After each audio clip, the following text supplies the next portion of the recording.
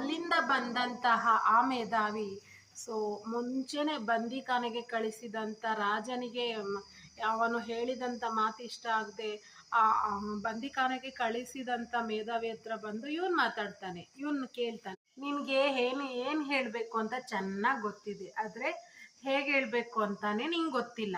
ಇರೋದನ್ನ ಹೇಳಿ ನಿಷ್ಠೂರ ಆಗೋದಕ್ಕಿಂತಲೂ ಏನು ಹೇಳ್ದೆ ಸುಮ್ಮನೆ ಇರೋದೇ ಒಳ್ಳೇದು. ನೇರವಾಗಿ ಹೇಳಿ ಶಿಕ್ಷೆ ಅನುಭವಿಸ್ತೀಯ ನೀನು. ಸೊ ಅದಕ್ಕೆ ಅದನ್ನ ಪರಿಪಾಲನೆ ರೀತಿಯಲ್ಲಿ ಏನು ಹೇಳಬೇಕು, ಯಾವ ಥರ ಮನಸ್ಸಿಗೆ ಮುಟ್ಟಿಸಬೇಕು ಆ ರೀತಿ ನೀನು ಹೇಳಬೇಕು ಅಂತ ಅವನಿಗೆ ಬುದ್ಧಿ ಹೇಳಿ.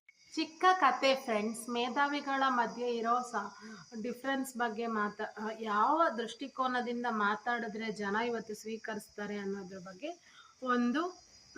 ಒಂದು ಸಣ್ಣ ಕತೆ.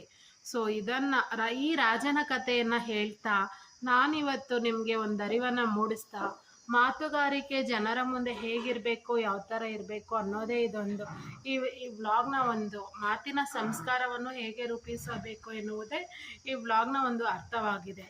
ಸೊ ನಾನು ನಿಮ್ಮನ್ನು ಭೇಟಿ ಮಾಡ್ತೀನಿ ನೆಕ್ಸ್ಟ್ ವ್ಲಾಗಲ್ಲಿ. ಅಲ್ಲಿವರೆಗೂ signing off Chummi channel. Thank you, bye. Subscribe ಮಾಡಿ, ಕಮೆಂಟ್ ಮಾಡಿ, ಶೇರ್ ಮಾಡಿ. Thank you.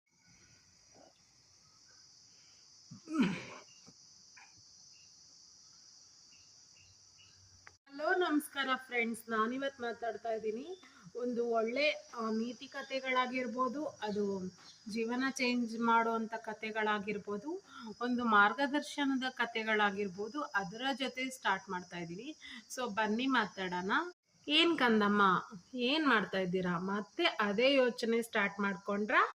ಅವ್ರಿಗೆ ನಾನು ಇಷ್ಟ ಆಗ್ತಾ ಇಲ್ಲ, ಇವ್ರು ನನ್ನ ಮೆಚ್ಕೊಳ್ಳಿಲ್ಲ, ಹಾಗೆ ಹೀಗೆ ಅಂತ ಏನೇನೋ ಯೋಚನೆ ಮಾಡ್ಕೊತಾ ಇದ್ದೀರಾ. ನನ್ನ ಮಾತು ಕೇಳಿಸ್ಕೊಳ್ಳಿ. ಅಂತ ಶ್ರೀರಾಮಚಂದ್ರನೇ ರಾವಣನಿಗೆ ಇಷ್ಟ ಆಗ್ಲಿಲ್ವಂತೆ, ಅಂತ ಶ್ರೀಕೃಷ್ಣ ಪರಮಾತ್ಮನನ್ನೇ ಕಂಸ ಮೆಚ್ಕೊಳ್ಳಿಲ್ವಂತೆ. ಇನ್ನು ನಾನು ನೀವೆಲ್ಲ ಏನು ಮಹಾ ಫ್ರೆಂಡ್ಸು, ಎಲ್ಲರಿಗೂ ಇಷ್ಟ ಆಗೋ ಥರ, ಎಲ್ಲರೂ ಮೆಚ್ಕೊಳ್ಳೋ ಥರ ಇರೋ ಅಂಥ ಅವಶ್ಯಕತೆನೇ ಬರೋದಿಲ್ಲ. ನೀವು ಎಷ್ಟೇ ಒಳ್ಳೆಯವರಾಗಿದ್ರು ಯಾರೋ ಒಬ್ಬರು ನಿಮ್ಮನ್ನು ಕೆಟ್ಟ ದೃಷ್ಟಿಲಿ ಕೆಟ್ಟವರು ಅಂತ ಕರಿತಾನೆ ಇರ್ತಾರೆ. ನಿಮಗೆ ಗೊತ್ತಾ, ನಿಮ್ಮನ್ನು ಇಷ್ಟಪಡಬೇಕಾಗಿರೋರು ನೀವೇ, ನಿಮ್ಮ ಮಾಡ್ತಿರೋ ಕೆಲಸನ ಮೆಚ್ಕೋಬೇಕಾಗಿರೋರು ನೀವೇ. ಅದಕ್ಕೆ ನಿಮ್ಮನ್ನು ನಾವು ಪ್ರೀತಿಸಿ, ಸರಿನಾ? ಅದು ನಿಮಗೆ ಒಳ್ಳೆಯದೇ ಆಗುತ್ತೆ. ನೀವು ಚೆನ್ನಾಗಿರಿ.